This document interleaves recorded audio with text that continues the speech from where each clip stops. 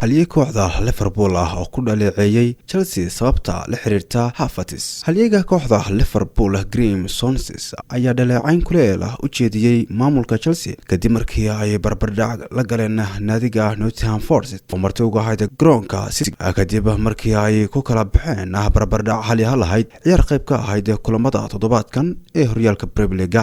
ciyaarta kadib Graeme Souness ayaa muujiyay fikirkiisa in Havertz uusan ahayn dooq ku habboon weerarka hore ee kooxda Chelsea, wuxuuna carabka ku adkeeyay muhiimadda ay leedahay in ay sameeyaan saxiix weeraryahan oo cusub. Graeme Souness ayaa wareysi u siiyay Daily Mail wuxuu ku sheegay waa waali in la iibiyo Timo Werner iyo Lukaku kadib 170 milyan oo gini lagu qarash gareeyo saxiixyada saddex daafac. dabcan waa in aad ka fikirtaa kubadda cagta weligeed ismay bedelin.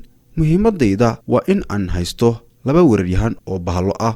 si kastaba ha noqotee kooxda Chelsea ayaa haatan ku jirta kaalinta sadeedaad ee kala sareynta horyaalka Premier League waxaana ay leedahay 25 dhibcood oo kaliya. muxuu ka yiri Arteta kadib guushii ay Arsenal ka gaartay Brighton? tababaraha reer Spain ee Mikel Arteta ayaa sheegay in guushii ay Arsenal ka gaartay kooxda Brighton iyo Hove Albion ay muujisay rabitaan weyn oo ay Gunners u qabto hanashada horyaalka oo ka maqan khasnada naadiga ilaa 2004. Arsenal ayaa sii dheereysatay hogaanka horyaalka Premier League kadib markii ay kaga adkaatay Brighton iyo Hove Albion 2-4 ciyaar qayb ka ahayd kulamada toddobaadkan ee horyaalka Premier League. ciyaarta kadib ayuu Mikel Arteta ka hadlay dareenkiisa kadib guushii ay kooxdiisa gaartay, wuxuuna yiri guul weyn oo aan ka gaarnay koox aad u wanaagsan. waxaan ku helnay waqtiyo fiican kulanka, waxaan guuleysanay kulankii labaad oo xiriir ah kadib koobka adduunka. waxaan ka shaqayn doonaa in aan sii wadano guusha. waxaan u malaynaynaa in aan haysano rabitaan nagu filan oo ah in aan ku guuleysano horyaalka. waan ognahay in ay harsan yihiin